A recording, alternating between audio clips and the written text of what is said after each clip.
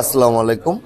বাংলাদেশ মফস্বল সাংবাদিক ফোরামের 14 দফার দাবি নিয়ে যে দাবিগুলো উপস্থাপন করার জন্য মহান জাতীয় সংসদে উপস্থাপন করার জন্য আমাদের যে শাহজাদপুরের নৌকার মাঝি হয়ে আছেন আমাদের জননেতা চয়ন ইসলাম, পরপর দুইবারের সাবেক এমপি ছিলেন এবং আমরা আশাবাদী এবারও উনি আমাদের শাহজাদপুরের মাননীয় এমপি হিসেবে উনি জাতীয় সংসদে যাবেন।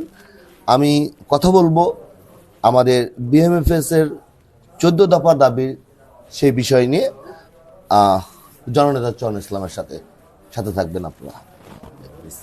শুরু আপনি দেওয়া আছে। বিএমএসএফ বাংলাদেশ মফস্বল সাংবাদিক ফোরাম, অনেকগুলো দাবি আছে।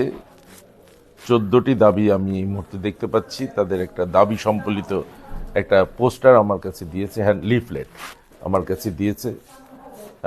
আমার মনে হয় যে সামনে 7ই জানুয়ারি নির্বাচন। আমি আওয়ামী লীগের প্রার্থী, নৌকা আমার মার্কা। এই নৌকা মার্কায় জাতির জনক বঙ্গবন্ধু কন্যা জননেত্রী শেখ হাসিনার আদর্শ অনুসৃত, বঙ্গবন্ধুর আদর্শ অনুসৃত।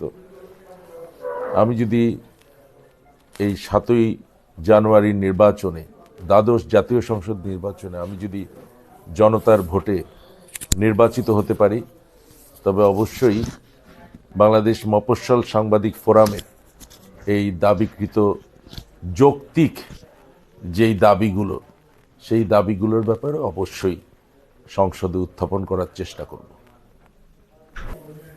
অসংখ্য ধন্যবাদ জননেতা চয়ন ইসলামকে।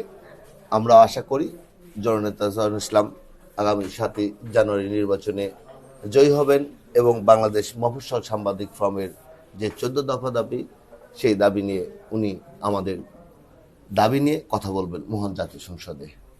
আসসালামু আলাইকুম। সাথে থাকবেন, দোয়া করবেন জননেতা চয়ন ইসলামের জন্য।